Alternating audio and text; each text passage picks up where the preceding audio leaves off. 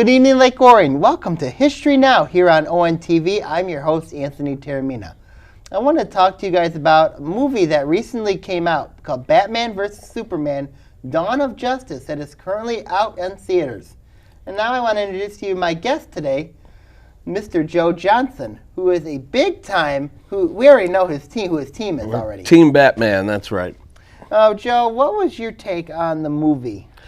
Overall, I thought it was a little disappointing, but I do have to admit, I had low expectations for Ben Affleck, and I actually thought he was the best thing about the movie.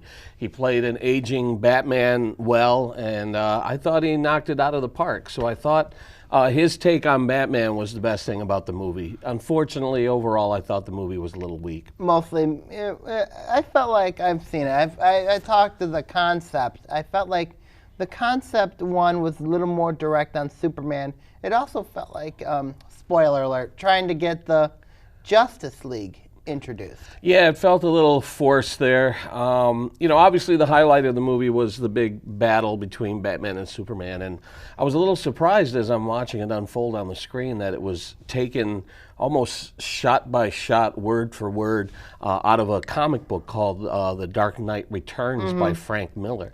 And I noticed in the credits at the end of the movie, they gave him credit. So they basically took the whole concept of that fight sequence right out of the pages of the comic book. Right. Has there been any other attempts to have a Batman versus Superman confrontation in the comics or in the... I'm sure it's happened in the comics, and I'm sure it's happened like in animated series and things like that. Right. As far as, live action film or anything like that, I don't know if that's ever been discussed or happened.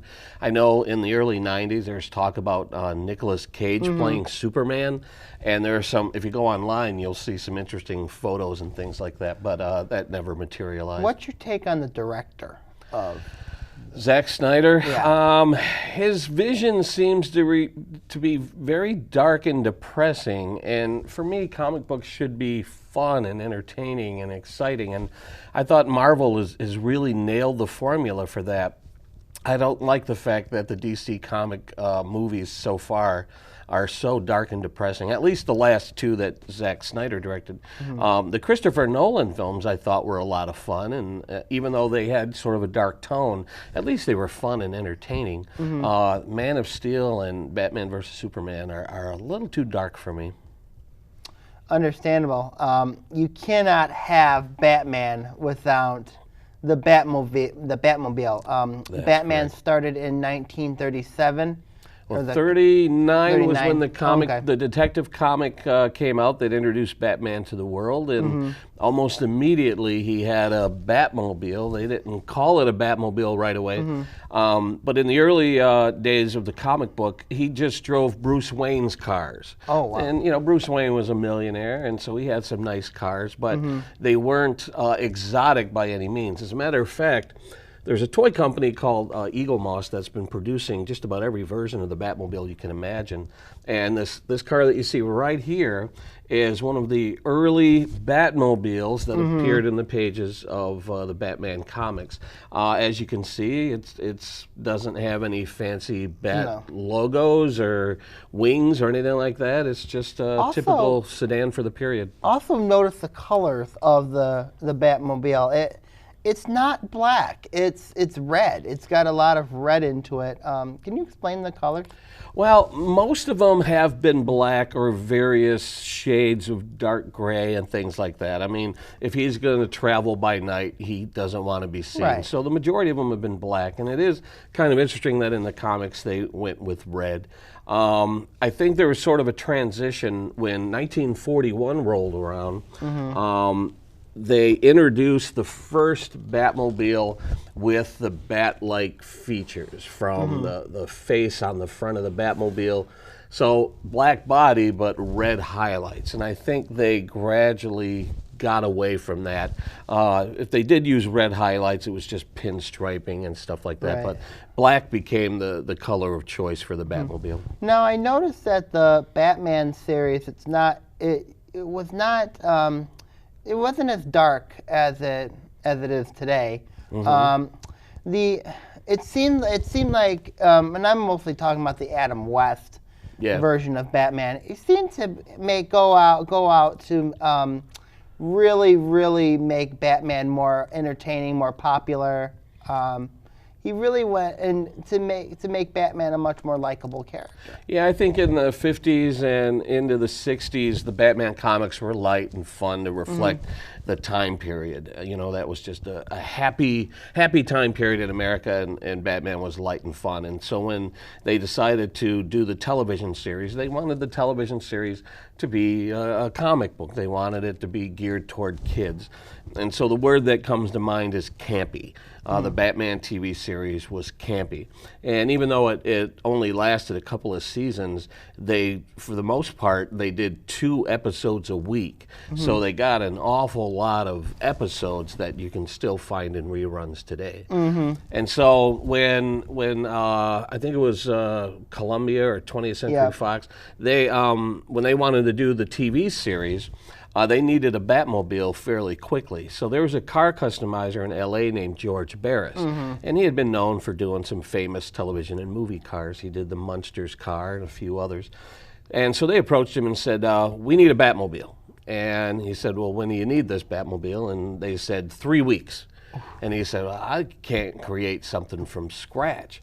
So as luck would have it, he had this car on his lot. It is called the Lincoln Futura, and it was built in 1955 as a concept car. It originally started out as white, and that's what it originally looked like. It was painted red for a movie called It Started With a Kiss, with I think it was Debbie Reynolds and Glenn Ford. And it wound up in the hands of George Barris. So when he was given 3 weeks to design a Batmobile, he started out with almost everything he needed in these concept cars. His team got together, they did some modifications, and they ended up creating the Batmobile that we all know and love, the famous television Batmobile that's referred to as the 66 Batmobile. So as you can see, it maintained a lot of the original characteristics. What Barris did was open up the wheel wells. He opened up the bubble cockpit so that the camera can get in there and see the actors in the car. And he added kind of a bat face on the front of the car, kind of modified it just a little bit. And this became one of the most famous cars in entertainment history. Yeah. And I've seen it in person. I've touched it. And how was that experience? Like? It was a religious experience for me to be that close to it. I've visited George Barris' shop on a couple of occasions. And about 2 years after I saw it in person, he sold it. I couldn't believe it. He put it up for auction. And it sold for about $4.2 million plus additional fees. So it became one of the most valuable cars in history. Wow. I also want to briefly bring up the Batman villains. We'll go more into detail about it later in the episode. Batman has his own fair share of super villains. Yep, they call it the Rogues Gallery, from the comics and the television show and of course, in the movies. He's got his fair share of villains, but he also has his fair share of allies as well. What's your take on the allies of Batman? Well, of course, his number one ally is Robin. Batman and Robin have a long history that go back to the early days of the comics. As a matter of fact, some of the first screen versions of Batman were serials, the old black and white serials. I think they were on in '39 and early '40s.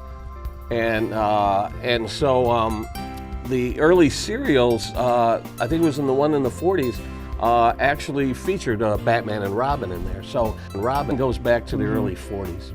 All right. When we come back, we're going to talk more about the Batmobile here on History Now here on ONTV. Set the date. Lake Orion is having its 16th annual Flower and Art Fair on Friday, May 6th and Saturday, May 7th. This event takes place in the streets of downtown Lake Orion and kicks off the summer season. It's a wonderful place to purchase garden-related products and handmade craft items. This also provides a great opportunity to buy that special Mother's Day gift. Want to be a vendor in the fair or know someone who does? Don't delay, apply today. Give us a call or check out our website for an application. For more information or to download a vendor application, visit our website at downtownlakeorion.org. We hope to see you there. Welcome back to History Now here on ONTV. This is Anthony Termina. I'm here with my guest, Joe Johnson. How was it like talking about the 60s Batman? The 1950s I love and it. Now, I was born in '66, so I don't remember the Batman series when it originally aired, but I definitely grew up with it in reruns, and it was must-see TV. Real quick before we go into the 80s, what did you think about the Batman song, Batman? It reflects the era. I mean, I have it on my iPod, and I'll listen to it in my car when I'm driving my car and pretend I'm driving the Batmobile. So it's campy. It's fun. It's black, which is your car is black. So yeah.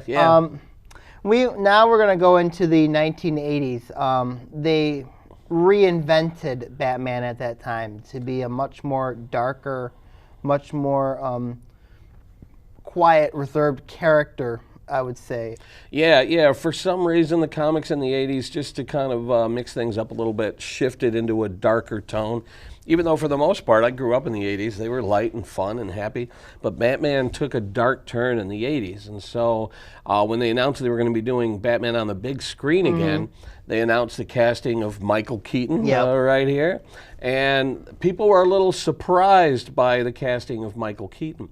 And so I think a lot of people went to the theater to expect kind of an Adam West campy Batman. And when it was a dark, brooding, gothic, Tim Burton directed movie, I think a lot of people were surprised. I was pleasantly surprised. I really loved the movie a lot. I thought Jack Nicholson made a great Joker. And of course, the Batmobile was incredible. Here's an example of the 1989 Tim Burton, Michael Keaton Batmobile. And it's a classic. It's got the fins on the back. They maintain the turbine engine, the jet engine that was featured of the original TV Batmobile. And I really love the gothic, black, sleek look of the movie Batmobile. It definitely won me over. And one thing I noticed too, it seemed like you made mention Jack Nicholson, his role as the Joker. I mean, it felt like it was going down a much more darker version of, and I heard that the movie was very, very popular, that they actually decided to do another movie called Batman Returns. Yeah, and in Batman Returns, they introduced some new villains. Now, this is where the problems started to develop. Hollywood, I think, was motivated to sell toys. And so they started filling these movies with a cast of characters that overwhelmed the movie. So when Batman Returns came out, not only did they introduce Michelle Pfeiffer as Catwoman, which I really enjoyed, but they brought in Danny DeVito as the Penguin, and Christopher Walken was in it. And it got very cluttered, and then that trend continued for the next several movies. I think it was Joel Schumacher took over with Batman Forever, and in that movie they introduced Two-Face and Jim Carrey as the Riddler, and then later on Poison Ivy and Mr. Freeze, and it just got to be too much. And Joel Schumacher, when George Clooney took over the role as Batman, that killed the franchise, basically. Now, before we get past that, I just want to talk about how the Batmobiles really started getting a little outlandish in those movies. Here on my left, we have the Batman Forever Batmobile. Oh, yes. Now, it's a beautiful work of art, and it almost looks organic. It almost looks alive with the fins and everything. But you got to wonder, is it practical? Is it something that Batman would drive? And then in Batman and Robin, they turned it into a single-seater with the long fins off the back, and like I said, they're beautiful to look at, but they're not very functional. And, and so after Batman and Robin came out, which I don't know if it tanked at the box office, but people call it one of the worst movies ever. Not just Batman movies, not just comic book movies, but one of the worst movies ever. And I think everybody said, all right, we need to take a break from Batman. I think too, I mean, and I'm basing it, I saw Batman Returns. I actually thought Batman Returns was a very, very good movie. I was very big into Danny DeVito and also Michelle Pfeiffer. I thought they played their roles wonderfully, and they complimented Michael Keaton. And I felt like that it was kind of a nice sequel to Batman in 1989. You know, it did tell a story. It really told a story. It put Catwoman in a role of like she's a villain, but she had some. She's like anti-hero characteristics. Yeah. But then when they did the Batman and Robin and Batman Forever movies, it was like it felt goofy. It felt corny. It felt like it was like. They tried to put so much of it into one, and it felt like it was a. I did not like how they viewed they introduced too many characters in there. Right. And Joel Schumacher, he tries to defend himself by saying, well, it's a movie for kids, but you're insulting kids. I mean, you could go see a Pixar movie, which is geared toward kids, but any adult enjoys the movie as well.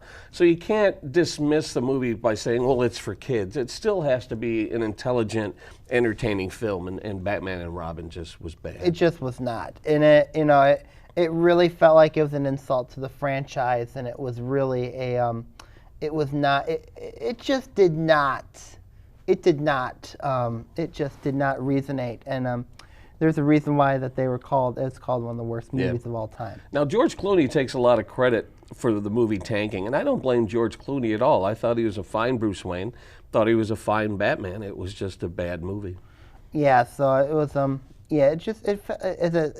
it's not his fault. It's just that it was just maybe people at that point were getting tired of Batman being rebooted several times, It makes me wonder why didn't they stick with Tim Burton as Batman? I don't know. I don't know if Tim Burton walked away. I think Michael Keaton made the decision to walk away, and they kind of poke fun of it in the movie recently that came out called Birdman. Have you seen that movie, Birdman? That movie kind of loosely made fun of the fact that that Michael Keaton decided to walk away from the Batman franchise and how it affected his career. Wow. I wanted to, before we get to talking about the Christopher Nolan series, I just want to conclude that it seemed like that the audience was getting tired of Batman for a time. Well, at the movies he was, but he continued to appear on television in animated form.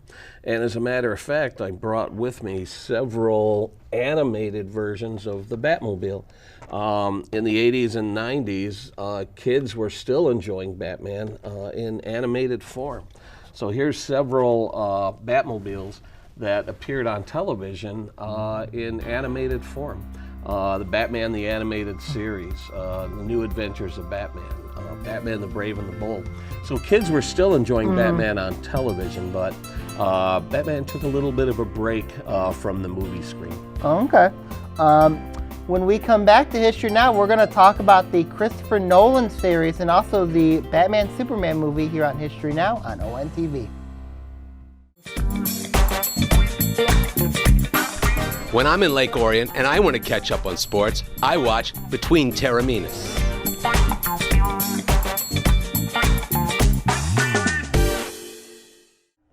Welcome back to History Now here on ONTV. I'm Anthony Terramina. Joe, how you doing? I'm great, having fun. My guest, Joe Johnson. Here we're talking about Batman and the Batman series and also the Batmobiles. Now we're at the point where we're talking about in the 2000s with Christopher Nolan and his Batman series. His three movie series, which I thought was very, very successful. Oh yeah, it was a perfect trilogy. I thought the concept was good. I thought that the just everything worked out very well in that series. What did you think about that series? Well, I think the series peaked with The Dark Knight. I enjoyed Batman Begins, but I remember being a little frustrated that it took probably 45 minutes to an hour for Christian Bale to appear as Batman. I'm like, come on, let's get to Batman already. So I enjoyed the movie. I just wanted to see Batman. When The Dark Knight came out, his backstory was already established. We were able to get right into it. And Heath Ledger was introduced as the Joker. And the themes that the movie touched on about good and evil and how somebody can be pushed from being good to being evil, I thought the movie was very deep, like gave you a lot to think about, and the performances were amazing.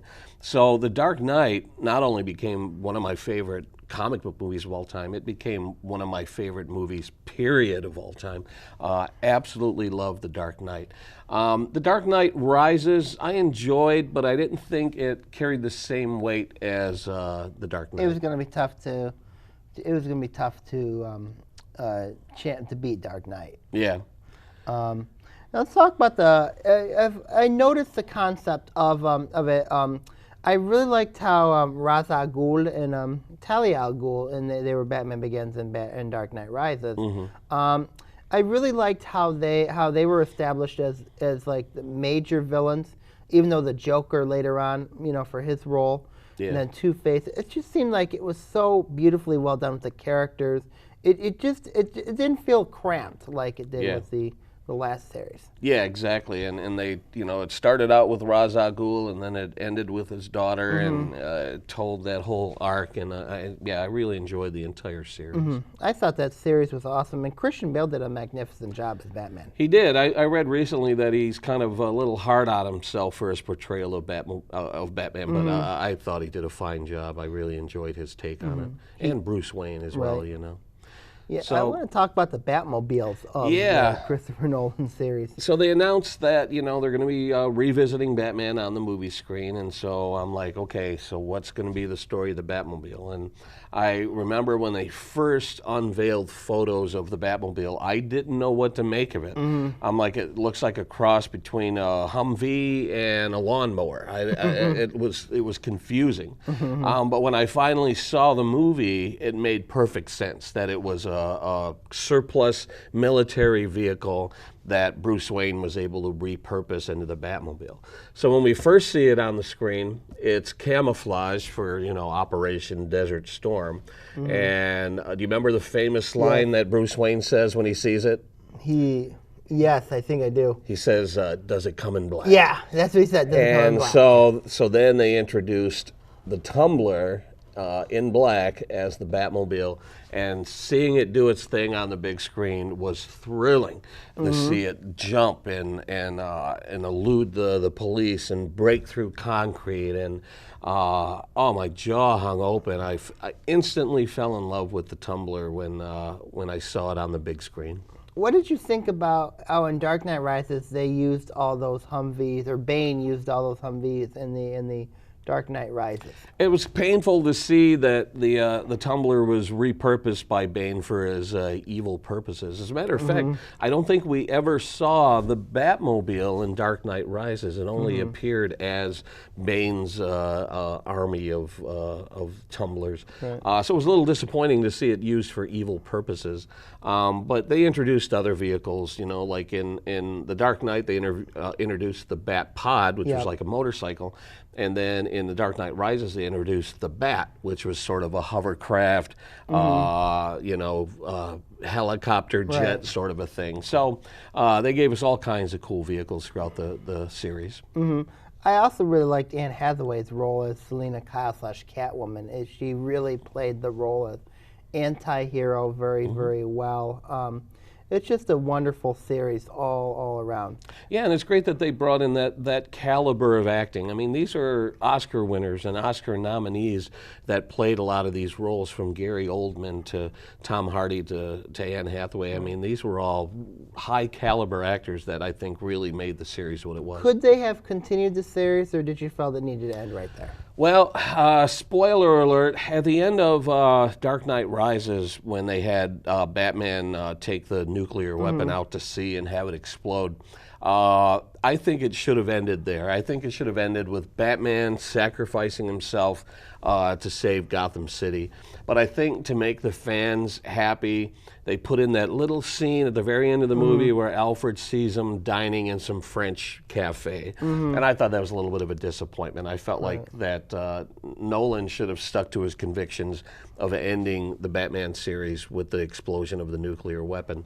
So in my opinion, that trilogy could have just stayed as is and ended on that note. Right. but there's always going to be a demand for Batman, and I hear that Ben Affleck is going to be writing new movies for Batman solo movies, and so we're always going to see Batman on the big screen. What's your take about Batman coming back with, as you said, Ben Affleck now as the new Batman? Well, like I said, it's necessary. Fans are always going to demand it. It's an interesting take that we haven't seen before with Ben Affleck. He's the oldest actor to play Batman. I think he's 42 or 43 or something like that. All the other actors have been younger than that. So we're seeing an aging Batman, a more cynical Batman who's seen a lot of terrible things in his lifetime. And it's going to be interesting to see that Batman on the screen. What's your take about the Batmobile in the new Batman Superman movie? Well, here's the newest Batmobile right here, and it seems to be kind of a mix of the Tumbler and the Tim Burton Batmobile. They sort of kind of mashed it up together. I like it. It still sort of has a military feel to it, but maybe with some gothic look to it. So I enjoyed it. I actually enjoyed seeing it on the big screen. They filmed a lot of those scenes in Detroit. I wish I could have been there to see it rolling around on the streets of Detroit. But I think it's a worthy addition to the Batmobile lineage, and apparently it's going to return in Suicide Squad, and I'm sure we'll see it again in future Batman installments. Yeah. What do you look forward with Batman going forward? Well, I think after this series, the Justice League series and Suicide Squad, I think it's going to be time to reboot him again. Now, I don't think we necessarily have to see his parents murdered again. We've seen that in just about every incarnation of Batman. So I'd like to see a reboot down the line, but hopefully they don't necessarily have to tell his origin story all over again. All right. Well, that'll do it for this week's episode of History Now. Thank you again, Joe. My pleasure. That was fun. All right, ladies and gentlemen, I'm going to head on out. Have a good night, Lake Orion. See you soon here on History Now, here on ONTV.